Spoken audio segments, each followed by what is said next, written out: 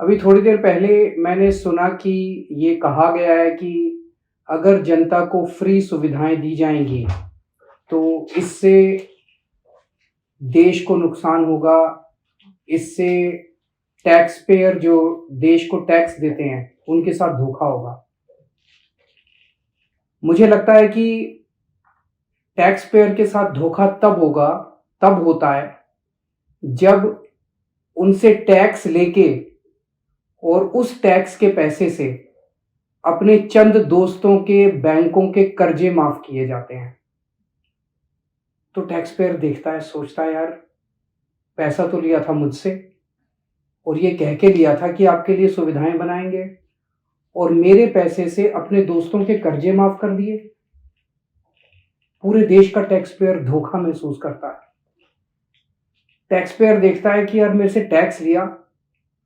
तो टैक्स लिया, पूरे देश के अंदर खाने पीने की चीजों पे जीएसटी लगा दिया, दूध पे जीएसटी लगा दिया, छाछ पे जीएसटी लगा दिया, दही पे जीएसटी लगा दिया और अपने दोस्तों के बड़े बड़े अमीर दोस्तों के टैक्स माफ कर दिए। उनको टैक्स में रिलीफ दे दिया, रिबेट दे दिया टैक्स के अंदर बड़े बड़े लोगों को।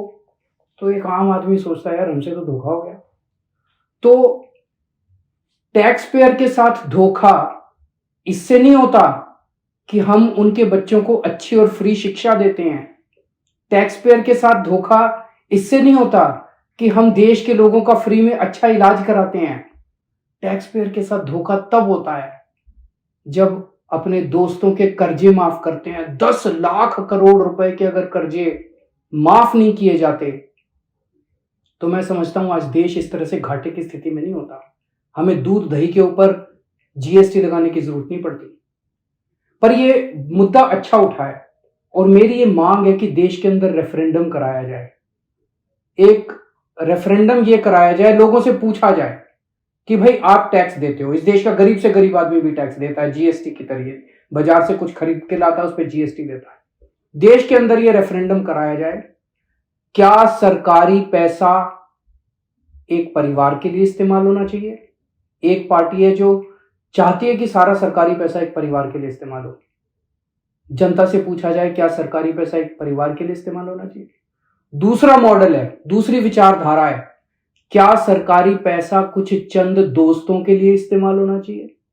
और तीसरा, क्या सरकारी पैसा इस देश के आम लोगों को सुविधाएं देने के लिए, अच्छी शिक्षा, अच्छे स्कूल, अच्छे अस्पताल, अच्छी सड़कें बनाने के लिए इस्तेमाल होना चाहिए?